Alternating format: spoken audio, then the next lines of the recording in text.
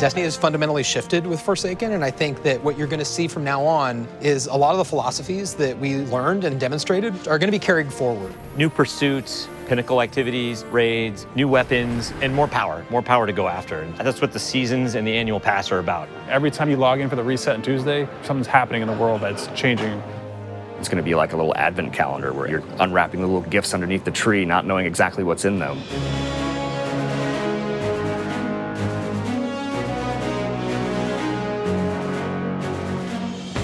We're not trying to do DLCs anymore. We're not trying to introduce a brand new campaign. Instead, what we want to do is deliver 3 full seasons of content that can last for an entire year and that is coupled with the end game and matches the way players play Destiny.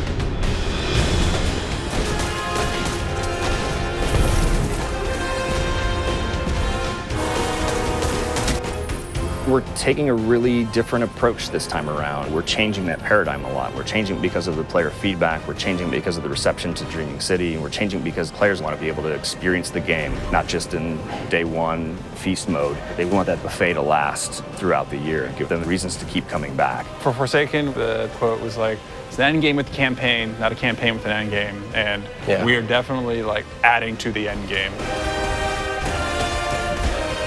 Seasons are really about having content that is available for all players. It's Iron Banner, Crucible, holiday events. But Annual Pass is about having this additional layer of premium content on top of that. The most exciting Destiny is that kind of unexpected Destiny. That is so cool. They like open up portals. We had secrets in Forsaken, and now we want to do more secrets. But we can't talk about those, otherwise they wouldn't be that anymore. So the nature of trying to surprise people is that sometimes you're going to land things and sometimes you're not. The Forsaken Annual Pass is about continuing to like take those chances and take those risks and trying to surprise people with the different ways that we're going to deliver content. Dude, this is awesome.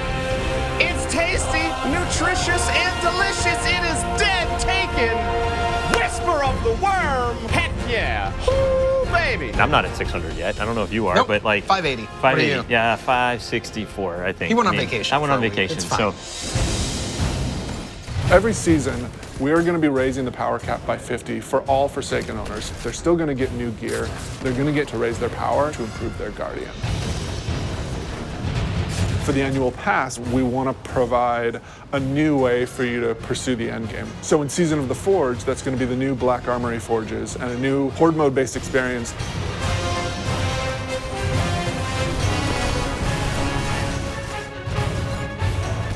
In Joker's Wild, Season of the Drifter, that's going to be new Pinnacle Gambit activities that you can play with your friends.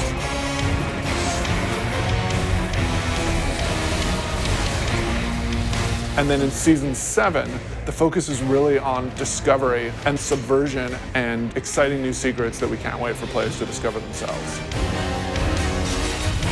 But the annual pass really starts going in earnest in December. That's going to be when you're going to discover the Black Armory. You are not welcome here, Guardian.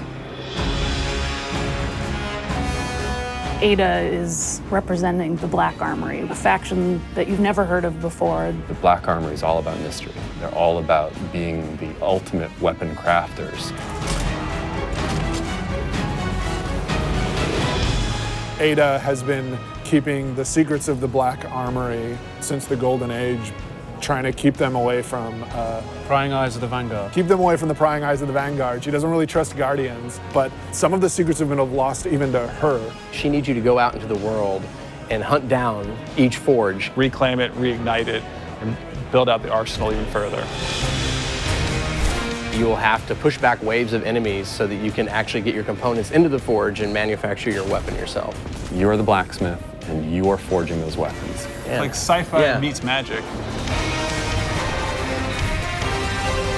We've heard players asking for matchmaking and activities. This new Forge activity delivers on that. We're trying to address the challenge with like Essex Protocol and Blind Well, where we know you want to play with people, you want to matchmake with them, and so this is our first step into solving that problem.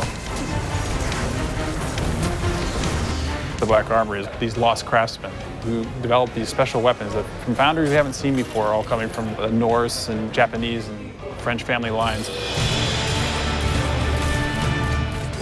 There's 3 families that were involved in the Black Armory. You can definitely feel the theming in those weapons and the backstories and how they came to be and the roles that they perform. Izanagi's burden is the crazy sniper rifle, where you have a magazine of 4 rounds, and if you do the special reload, it actually crams all 4 bullets into a single round that does damage. That is brutal and will like totally compete with Whisper and Sleeper. It's a sniper rifle that can body shot an enemy. That's all I need to say. The bow is from the Fringe family. It's beautiful. It feels a little thorny in the way it plays. If you like Thorn from Destiny 1, you're gonna love this bow.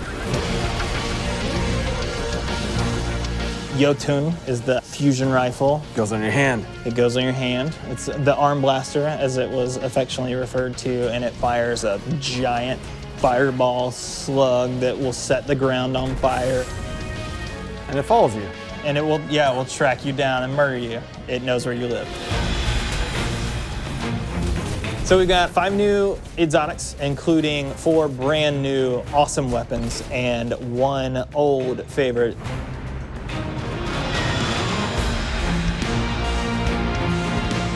We have new legendaries, including the returning archetype of the machine gun.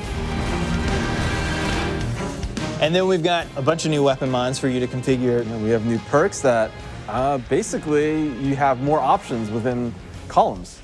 You have more options within columns. If I had like Rampage and then Dragonfly, I could choose to pick between them. Yeah, you can choose. You can choose. In Black Armory, it's about new weapons, new activities, and doing all the pursuits to get more powerful to go into the raid. We're gonna mix it up. We're gonna go to the city. Like, we've never done anything like that before, and it's awesome. And you drop straight into this old part of the city that you haven't ever been in because it's been off limits. It's about the unexpected. It's got vehicles. It's different in a very refreshing way.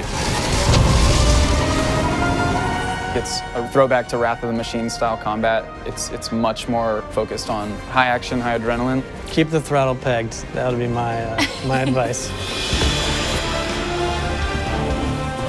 We really don't want to be a box product that you think of as being on a disc. We want to be a world that evolves and changes over time. Anytime you try something new, it's going to be uncomfortable, it's going to be scary, but we got to forge ahead. Like, the world's changing, games are changing. It's time to set a new course. Yeah.